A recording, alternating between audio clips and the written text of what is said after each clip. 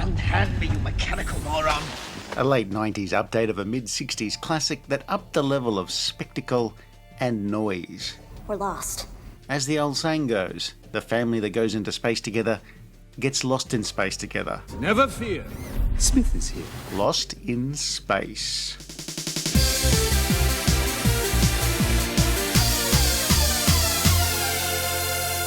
You misjudge me. I only want to help you. Lost in Space is a 1998 space adventure film from director Stephen Hopkins, a film that was hoping to make an impact at multiplexes by bringing a television series from the 1960s up to date in the most 1990s way possible. Nothing good will come of this. If you're a fan of any other version of Lost in Space, this will quite possibly be incredibly jarring. But it is a film with a healthy budget and a solid cast, and at times can make for an entertainingly dumb film. Until of course things go completely off the rails in the second half. The legal definition of entertainingly dumb usually involves consuming a large bottle of gin and a heavy pasta meal before competing in a charity sack race. And, of course, after the sack race, you'll likely have another use for the sack. Who thinks up these combinations? It's 2058 and Earth has found itself up the creek with the clock running down to the planet's doom, faster than anybody wants to admit. Professor John Robinson outlines a plan where the United Global Space Force, also known as UGZEF, will send the space vessel Jupiter 2 on a 10-year mission to travel far from Earth and build a hypergate that will facilitate instantaneous travel between Earth and their new home, Alpha Prime. The hypergate will allow for free same-day shipping for Prime members. I couldn't be more excited.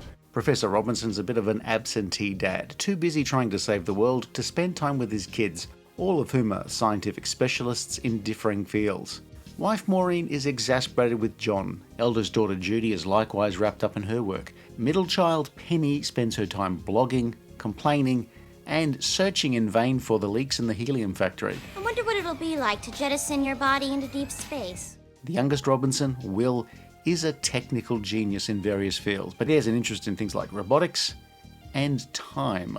The Robinsons will make up the crew of Jupiter 2 along with the pilot, who mysteriously ends up dead just before the launch. The replacement, war hero Major Don West, brother of the guy who's really picky about which salmon he puts in a tin. West is cocky and full of himself, and asks that you never ever once refer to him as Joey. Damn it, Matt LeBlanc is an actor who can play more than one role. In this movie, he's Major Don West. Don West meets Judy Robinson and immediately asks her, How you doing? The UGSEF do have enemies in the form of the Global Sedition, who have bribed Dr. Zachary Smith to sabotage the Jupiter 2 mission, and to cover their tracks, they then try to kill their agent. But Smith survives and awakens the frozen crew. His reprogramming of the ship's robot kicks in at an inopportune moment. The robot was supposed to kill the Robinsons, but now Smith needs them alive to save his own skin. And it's Will Robinson to the rescue. Robot. Online. Standing by. Once the dust has settled, it's clear that the ship and crew are not remotely where they need to be. We're way off course. In short, Jupiter 2 is lost in space. We really are lost, aren't we? Jupiter 2 encounters another Earth vessel, the Proteus. It's abandoned, but there's a hint that something's amiss with time. Plus, there are signs of organic life. One such life sign is this colour-changing monkey thing. But there are hundreds of... Now, hang on a sec. Now, just remind me, how are you with spiders? I mean, are you good with spiders? I only ask because in the next scene, there may just be this tiny little hint of an arachnid infestation. So, a very large amount of spiders threaten to kill the crew. They are staved off partially by the robot, who's now remote controlled by Will, until the spiders also overwhelm the robot. The crew are saved when Don destroys the Proteus, but Smith has been bitten, and I wonder if that's at all going to be relevant later in the film. I was technically still in command. I am commander of this mission. Jupiter 2 had been badly damaged and makes a crash landing on a seemingly deserted planet, with the ship not having the power to get back into space, which, remember, they're lost in. There's also this bubble, a time bubble, where handily Will Robinson has been thinking about time travel for a long time. I'm gonna build you a new body. The young boy still has a soft spot for the robot, even after it tried to kill him and his family. He turned it into a remote-controlled drone, but now he's rebuilt it. But like any do-it-yourself project, it doesn't always end up looking like a thing on the box. Why did Will Robinson save Robot's personality? John Robinson and Don West investigate the bubble, and also as it's lost in space, Dr. Smith talks Will into freeing him and they too head to the bubble. Will is a genius, but he's also an idiot. Inside the bubble, things look familiar yet different. It's a much older Jupiter 2 with a familiar inhabitant. I'm your son, Will. Old Will is the last surviving Robinson, where he's been building a time machine. Now, pay attention, because like a child who's just been gifted a pasta maker, things get messy. Just forget logic. Young Dr. Smith holds Will hostage, but then there's old Dr. Smith, whose spider bite has turned him into a spider creature. The pain. The pain. But then he dies falling into the time thingamajig, while the Jupiter 2 rescues everybody apart from John, but then it explodes after it fails to leave the atmosphere, and then the old Will saves his father by pushing him through the time duvalanki, where he lands back on the bridge of Jupiter 2, but then the Jupiter 2 has to get off the self-destructing planet by diving into the center of the... And look, messy really doesn't do it justice at this stage. You really should not need to wear an apron while watching a movie.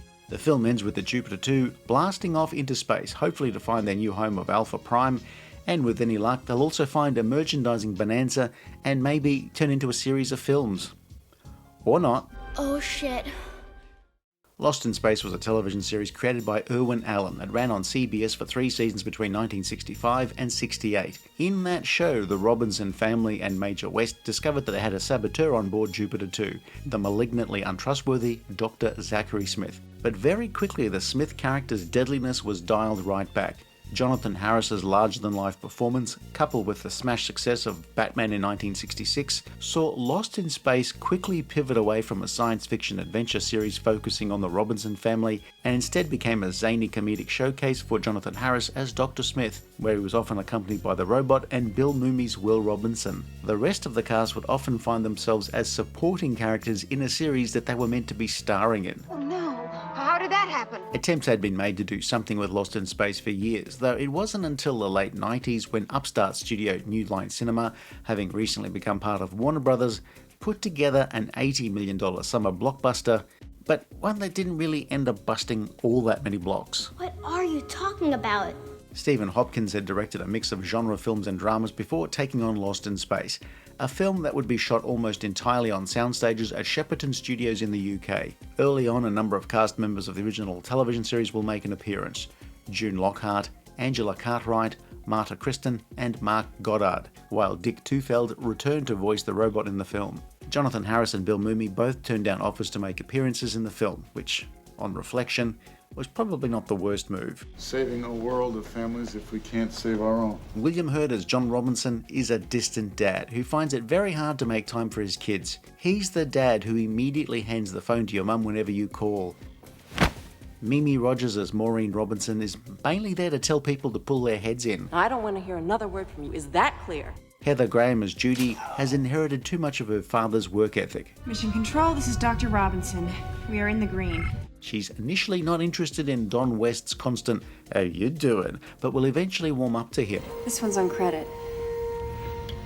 Penny Robinson was teenage party of 5-star Lacy Chabert, and youngster Jack Johnson was Will Robinson, in the middle of his relatively short acting career before he moved behind the cameras. Jared Harris, son of Richard and later star of many things, would play the older Will Robinson. Matt LeBlanc was a few years into his tenure in the long-running hit sitcom Friends, where most of the cast of that show would make moves into starring in features around this time, though very few of those projects hit the big time. Of course, LeBlanc's best role was still a few years away, where he plays a version of himself in the British-American co-production Episodes. That's a bit of an exaggeration. Don West gets all the snappy one-liners.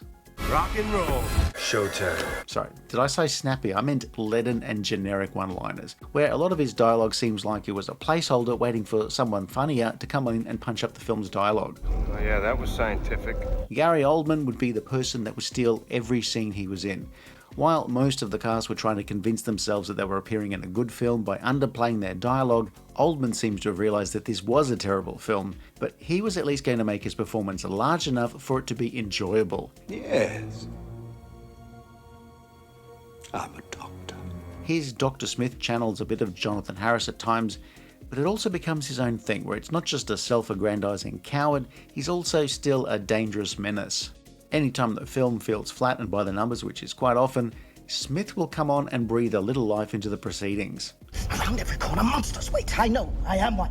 There are also small supporting roles for Lenny James and James Fox. This Cold War just got hot. So it is a mainly very good cast in a not very good film. I was afraid of this. But I suppose at least they got their bag.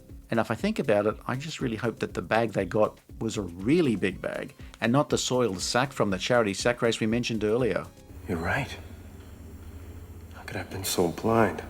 Lost in Space can't really make up its mind whether it wants to use the 60s series as a jumping off point to do its own thing, or whether it wants to keep reminding people of the original. Visually, the 1998 movie often shies away from sticking with designs from the mid-60s, with everything here featuring rounded surfaces that have fewer hard angles than a tyre showroom. Danger, Robinson! Danger, Robinson! Danger! Visually, the robot has vague hints of the original, and the Jupiter 2 launches with armour that gives it the same profile as the ship from the 1960 series. Looks like somebody sprung for the full extras package on this beauty. Composer Bruce Borton was hired to do the score, which, as was becoming usual from composers, had to be done in weeks, while British electronic act Apollo 440 put together a remix of John Williams' theme from the third season of the original show. Because he was carbon bonded to the chicken. We have a lot of work to do. Lost in Space was released in April of 1998, and it earned more than it cost, but ultimately not enough to cover those costs and turn a profit. Its reviews were of two types: glowing reviews full of effusive praise of a film heralding a paradigm shift in the history of cinema, and then there was the other type of review, the honest one. Now, truth be told, there were far more of the second type, and I won't attempt to argue that this is some sort of underrated masterpiece. Don't you think you've waited long enough? Like so many of those mid to late 90s attempts to take a 60s television franchise and put it on the big screen, they'd perhaps just left it a little bit too long, with only really Mission Impossible in 1996 pulling off the trick of being successful enough to launch a feature film franchise. Do try to get it right this time. The 90s kids who saw this no doubt loved it, and the people who grew up with the original, probably didn't.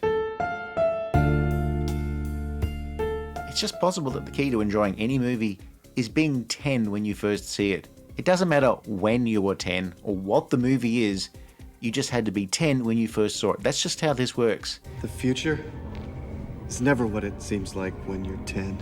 I was a fair bit older than 10 when I finally saw this for the first time, after never having gotten around to watching it in the 90s. What the hell? So what does it do well? Well, of course we said it's well cast, no one is terrible, but only Gary Oldman seems to have gotten the memo to go large.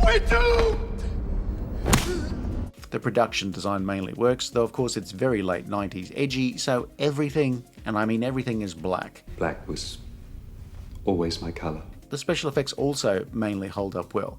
It's an era where miniatures would be augmented with computer-generated special effects. And it's an action movie that does have quite a bit of action. And then there's what it doesn't do so well. I can barely contain my glee. The dialogue is perfunctory in that it does what it needs to do, but it doesn't do it with much grace. It's very unsubtle and in your face, like fire ants in your mustache. Oh shit. The one-liners have about as much spark as a pair of thick rubber gloves. The first third of the movie's okay. It's weighed down a bit by having to set everything up, and the middle section was pretty decent for the most part. But once we get to the time bubble, all semblance of quality control has just gone out the window. And by Ganbanadax's steak knife, the last 40 minutes are just absolute rubbish, with everything thrown at the script to try and make it work. The script certainly could have used another polish or two to make it, well, the technical term is suck less. It is also possible that nothing could have saved the third act without binning it and starting again from scratch. Robot will save his friend.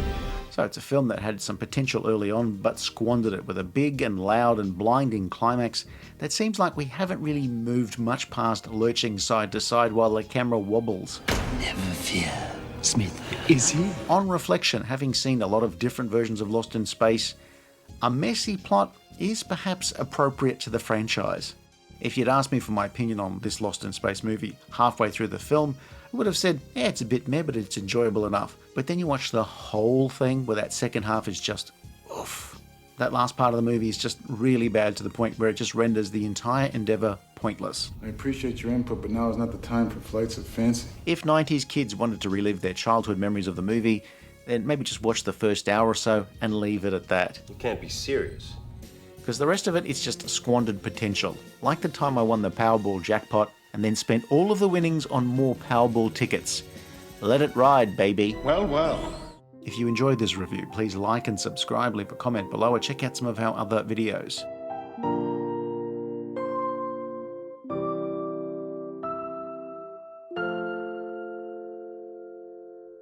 Can we cut back on her oxygen so she's not quite so annoying when she wakes up?